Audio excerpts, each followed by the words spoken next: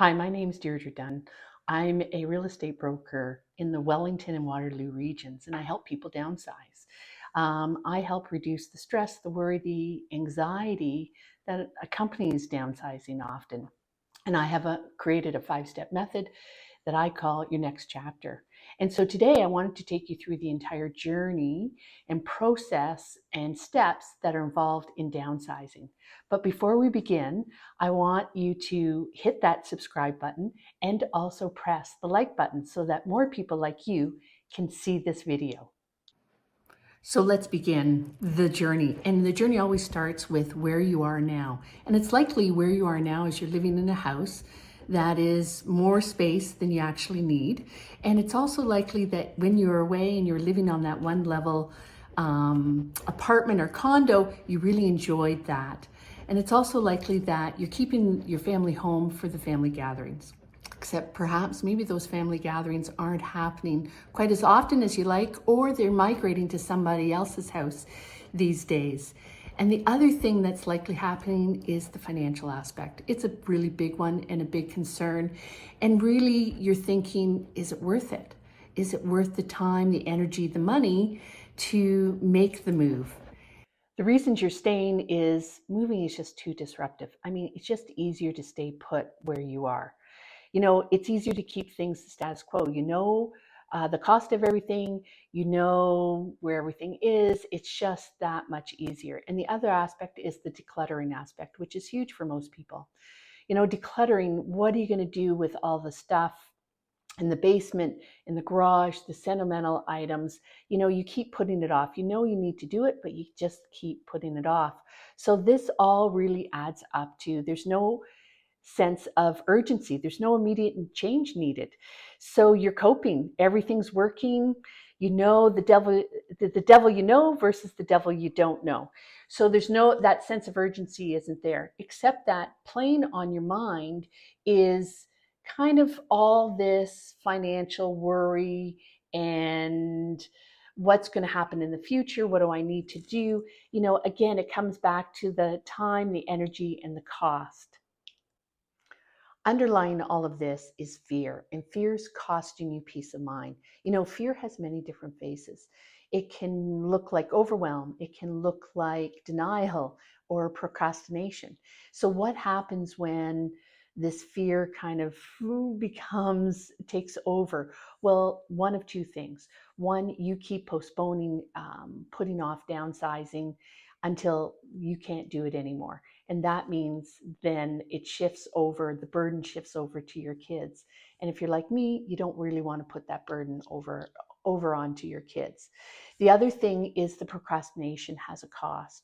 We expect that with procrastination that our financial situation, our health is going to remain the same, our mobility is going to remain the same, but we know that life keeps moving on and everything's always changing. So in fact, that fear is actually working against you. You've made the decision to finally downsize. You're being proactive and you're going to take action. That's awesome. So the first step is to really find a realtor. And ultimately, it's someone that you like and trust, that you feel comfortable with, someone who is meeting your needs and wants. But there's also qualifications. So what qualifications do they have? How well do they know the market? How well do they come prepared? What services they offer? Their whole understanding, but ultimately comes down to someone that you really resonate with. You found your realtor. So here's my 5-step process that I call your next chapter. Step 1 is planning your next chapter. What's the vision? So it really begins with getting clear with what's prompting the move. What is it about your current house that isn't working for you? Also, is it financial, or is it you want less responsibility and more leisure time? And then it comes down to what I like to say, the top 5 things that you're looking for. So we always know the first 2 things are price and bedrooms. But what are the other 3 things that you're looking for? Is it less garden work? Is it that you need certain amenities? You need to be close to transportation? You need to be within a certain community.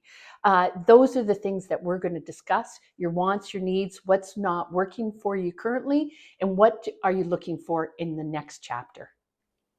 Step 2 is action plan and budget. And what I like to call is making your house shiny apple ready. So what's shiny apple ready? Well, when you go shopping, everyone always wants to choose the shiniest apple, the one that looks the best, that's the most appealing. Well, that's the whole strategy here, is to make your house the most appealing. So how do we do that? Well, first, decluttering. Decluttering, again, is a huge issue for people, what you do with all the stuff, but I have resources that can help you with that. So I know professionals who can help you with the process. They can do a little, or they can do some of it, or they can do all of it for you. So it's up to you how much involvement you want or how much help you need. The last thing is making the value of your house go up. And that often is with some simple strategic return on investment things that we can do. Maybe it's paint, maybe it's cleaning, maybe it's replacing some flooring. But we're going to go through that, you and I, and see what makes the most sense for your situation so it works out best so your house is the shiniest apple. Step 3 actually has 2 parts to it. One is finding your next home, which is part of the search. And the second part is making an offer. So you've now found your home. So part 1, the search. So we're going to use those top 5 things that we talked about to go looking for a house. And what this means is you're going to see a house, and you're going to rank it on a scale of 1 to 5. 1 being a tear down, 5 being a must-have. If it ranks higher than a 4 or higher, then that means that we should be putting in an offer. And if you've ranked it a 4, but yet you still don't want to put in an offer, that means that we haven't clarified those top 5 things for you. So we need to go back and reevaluate them. Also, being laser focused like this means that we don't have to see a ton of houses. We're only seeing those houses that meet your top 5 criteria, which is really important, because what I find with clients is we're seeing between 8 and 12 homes before we find your perfect home. So this doesn't have to be a long, drawn out process. So now we found your perfect home, and we're going to make an offer. So we're going to use our determined, strategic, data-driven pricing strategy, and we're going to use comparable properties to determine what price makes sense. Then we're also going to talk about conditions. What conditions need to be included? Are those conditions, sale of property? Is it home inspection? Is it financing? Is it insurance? Anything. But if we think that we're going to be in multiple offers, here's one of the things that I do for my clients is I ask that you do a pre-offer home inspection. What's a pre-offer home inspection? It's doing the home inspection before you actually submit your offer. And what this does for you is that it allows you to do your due diligence up front, remove that condition of home inspection so that your offer becomes a lot more attractive. I've won a lot of competition when I've used this strategy for clients. So, and then ultimately, if we're in negotiations, I'm going to negotiate the best outcome for you. So what's the best outcome from you mean? Simply, is it the price, just the price that you pay? Is it closing date that has to meet certain criteria for you? Is it having those certain conditions included? So I'm going to negotiate what is the best outcome for you. And then once we have an offer, we're going to cheer, and we can actually sign that offer virtually these days. Everything can be done digitally, which makes things so much more easier. Step 4 is showcasing your home using my proven marketing strategies, as well as evaluating offers that come in.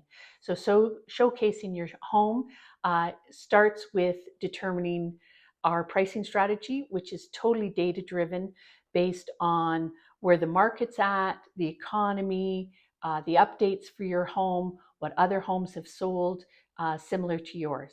Then it comes to showcasing your home and using many different strategies to get as many people through your front door. So what this includes is doing staging consultation, and staging if necessary. And staging can come in many different forms.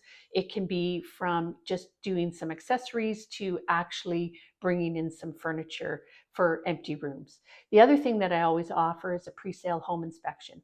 And the reason I offer this is it does three things for you. One, you can fix minor things. Two, you can declare things as is if you're not willing to fix those things.